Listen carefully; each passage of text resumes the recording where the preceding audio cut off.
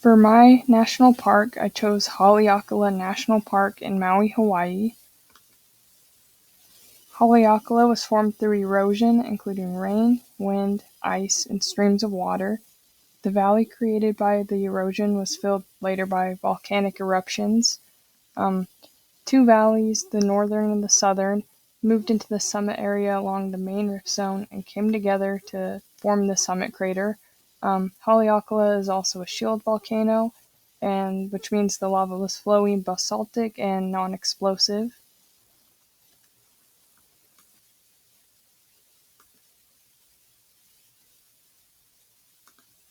Facts and legends. Haleakala is the large shield volcano that forms the eastern part of the island of Maui. It forms more than 75% of O'Brien Island, whereas the western 25% of the island is formed by another volcano, Haleakala. The tallest peak of Haleakala is 10,023 feet and is known as the Ulala, or the Red Hill. From the summit, one can look down into a hollow 7 miles across, 2 miles wide, and nearly 2,600 feet deep. The surrounding walls are steep, and the interior is a barren wasteland with a scattering of volcanic cones. Like all shield volcanoes, Haleakala was formed in a series of these mafic lava flows. This region is believed to be hills about 2 million years ago, and that the volcano formed in a hot spot off the Pacific Plate's oceanic floor to its current shape over the course of 600,000 years. The oldest exposed lava flow that is known is dated to 4 million years ago. In the past 30,000 years, volcanic activity on this valley has been focused along the southwest and east rim zones. These two volcanic axes together form one gently curved dramatic arc. Haleakala has produced numerous eruptions in the last 30,000 years, and in the last 5 million.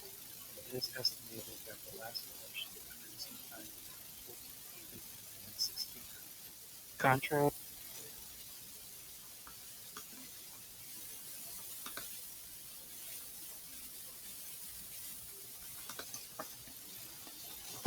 Some geologic features.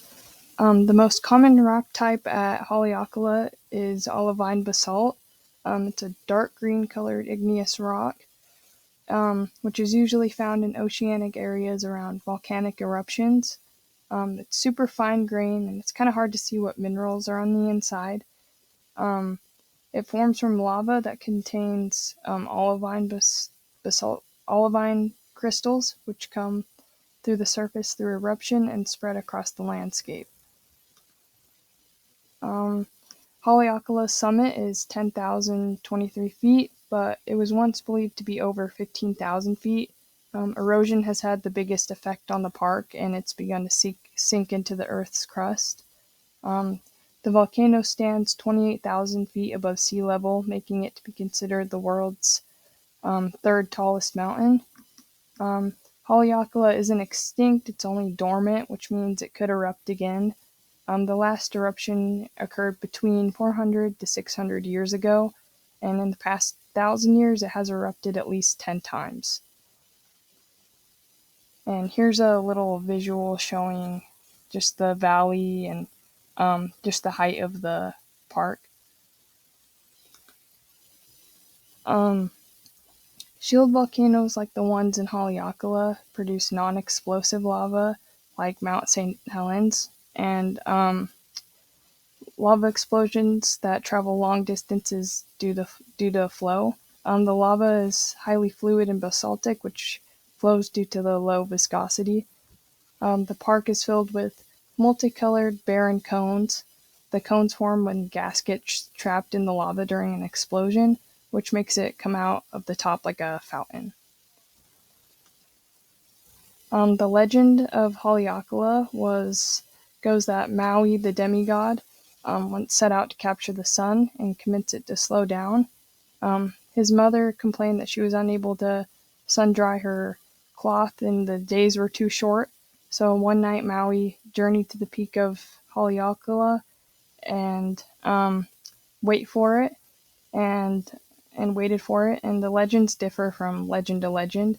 But as soon as the sun showed itself in the morning, storytellers agree that Maui swung a mighty lasso and snared the sun. Um, he allowed the sun to go free only after it had agreed to travel more slowly through the sky for half the year. Thus, the seasons were born. And with shorter days in the winter and longer days in the summer, um, at last Maui's mother could complete her fabrics, and the people of the islands were able to enjoy the warmth of the sun and enjoy the fruits of a long growing harvest season. Some unique features of the park is there's a specific plant type only native to Haleakala called the Haleakala silver sword. The plant can live up to 90 years old before blooming for a few weeks. After the bloom, the plant dies, and that allows its seeds to spread and grow more of them. It's also home to the nene, or the Hawaiian goose, which is an endangered species. There's only about 300 birds left in the park, but there's more around the islands. And they prefer open landscapes like grasslands and lava fields, which the park is perfect for them that way.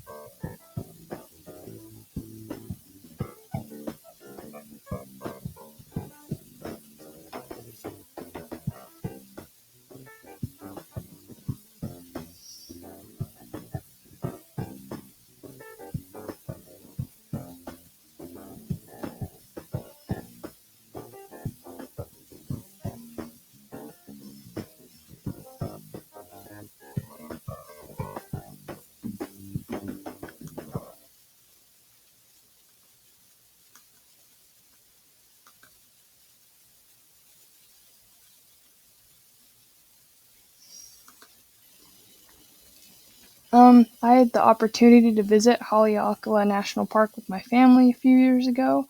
Um, I had to stop climbing the summit at a certain point because of altitude sickness, so I didn't get to see like everything. But it was extremely windy and pretty cold compared to the rest of the island. But it was super cool to see the rocky slopes and the cone the cone shapes and the summits towering above the clouds. And here's a few pictures. Here's one that my dad took, and here's me and my mom. And there's my sources.